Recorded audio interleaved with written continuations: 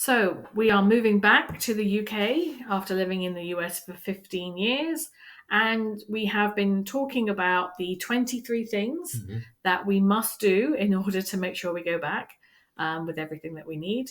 We're in the third part of our series so far. That's correct. So if you've been with us so far, we're going to carry on with from our fifth step through to Number 8.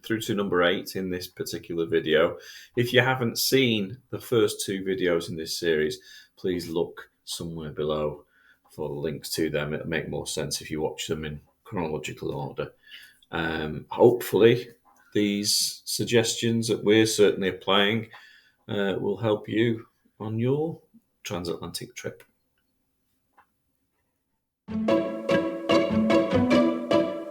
Hi, I'm Susie. Hi, I'm Paul.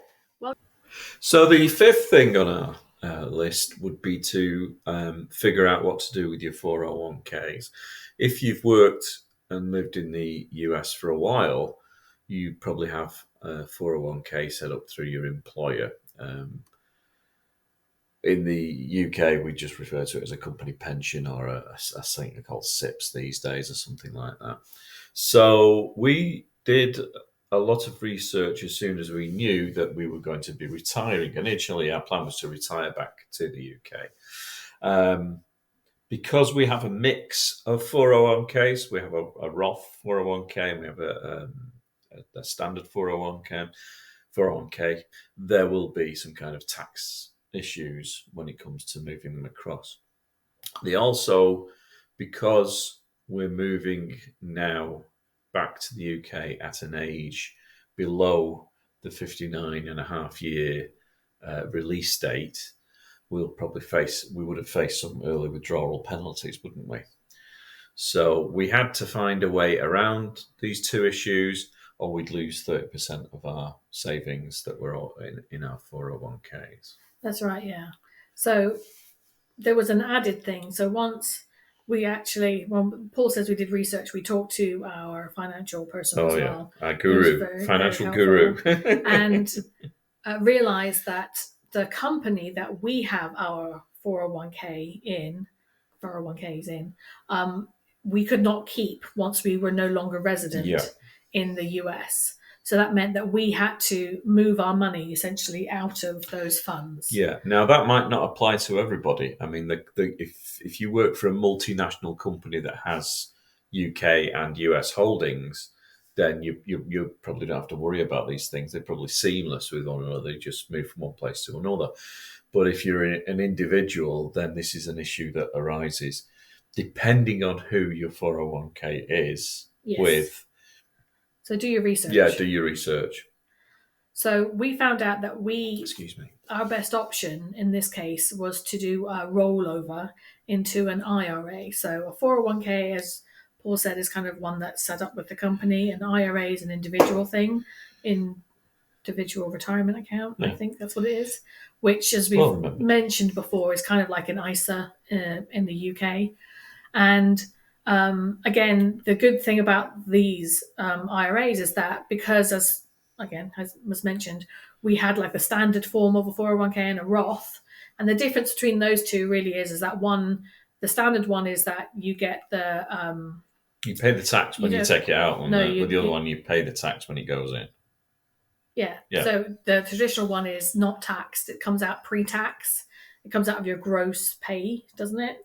That's right. So that whenever you then come to take out the funds at the other end, when you are retired, then you're taxed.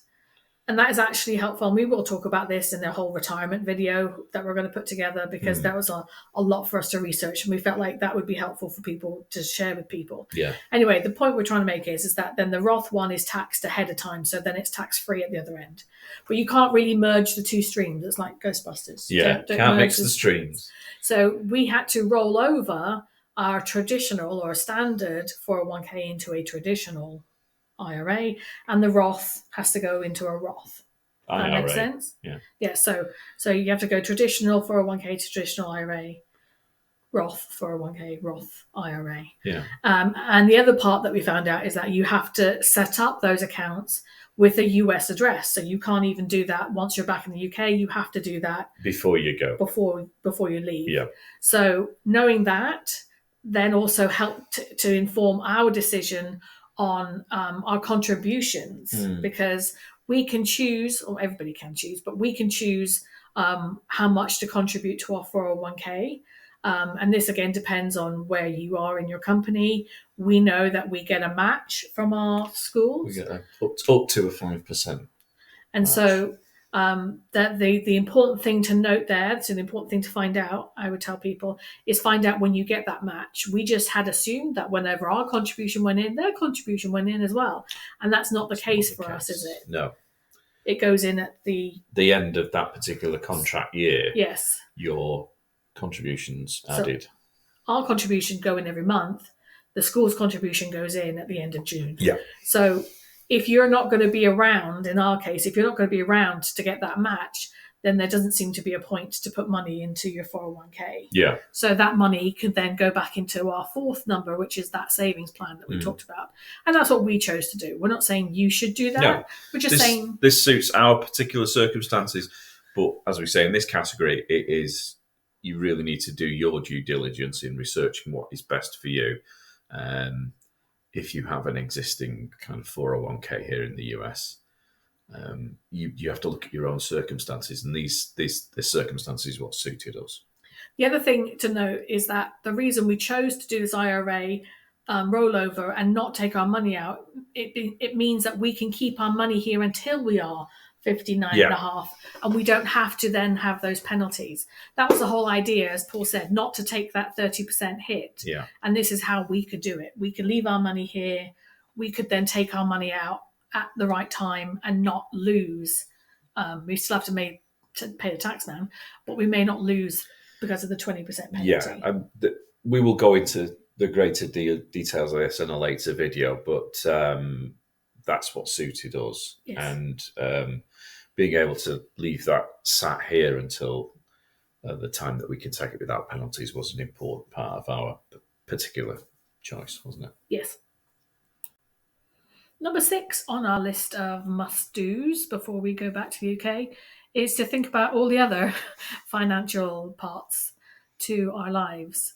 And as mentioned, we are probably going to do another video specific to all of the financial aspects, because this, for us, expanded into this whole semi-retirement thing that we're hoping to do when we get back. So again, this kind of blurred into not just getting our finances in place to move, but also now getting our finances in place to move and retire. Yeah, so for brevity's sake, we'll just run through these as quickly as we can. I think the first thing was keeping bank accounts open after we'd left to settle final accounts. Yeah, and I don't know when we say accounts, but I think it's important to just at least have one, because you know you're going to have to do those final electricity bills. Your utility. Well, I think all the utilities, because they cut off the day you move, but you're not paid up to that point at leaving. So and you might get a refund. You might get a rebate. That's true.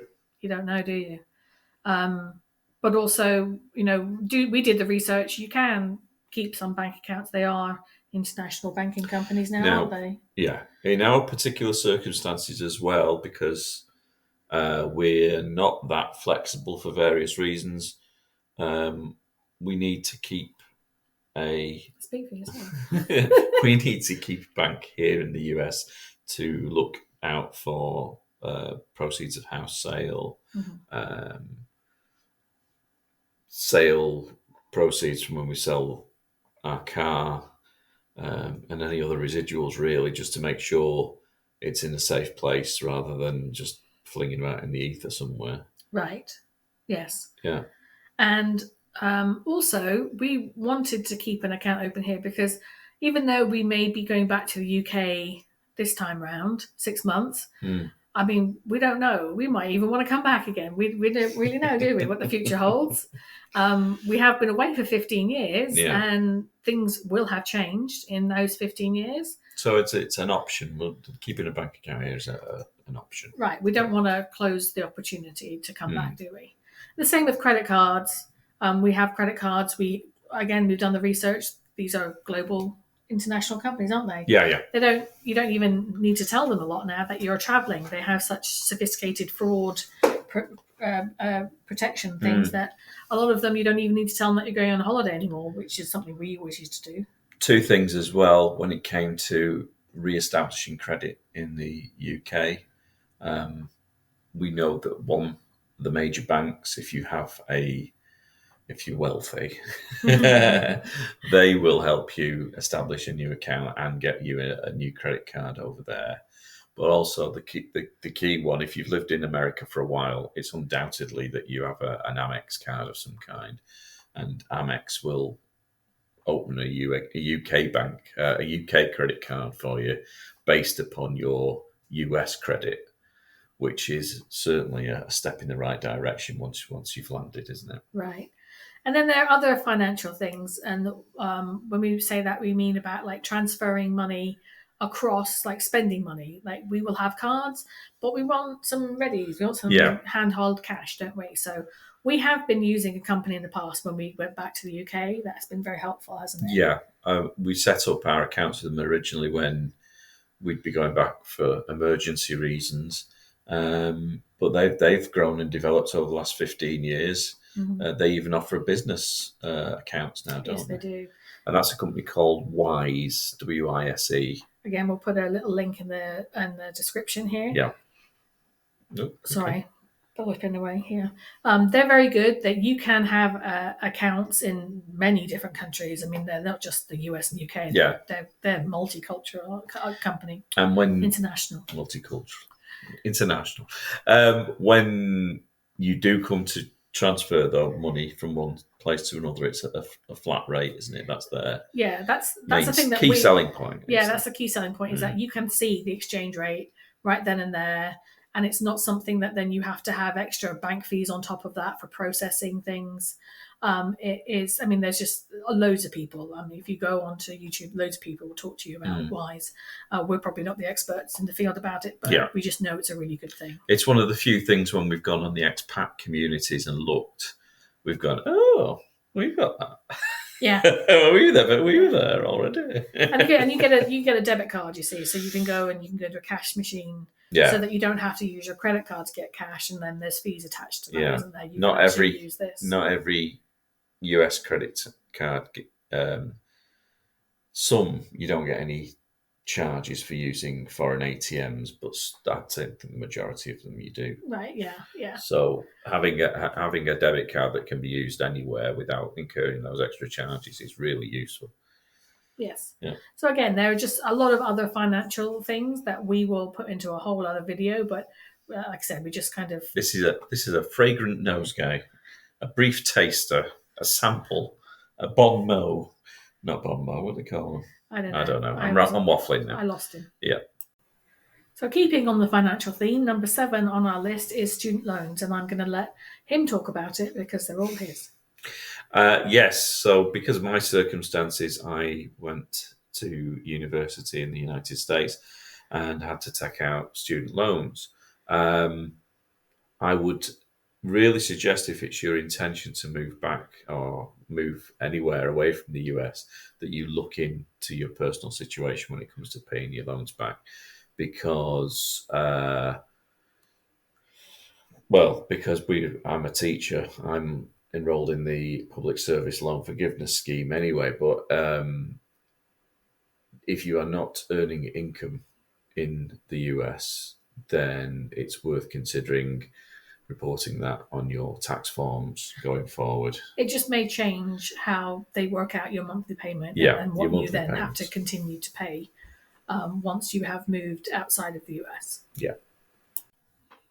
So the 8th thing on our list is understanding tax implications, because if you live in the US, you're taxed. If you live in the UK, you're taxed. If you live anywhere, you're taxed.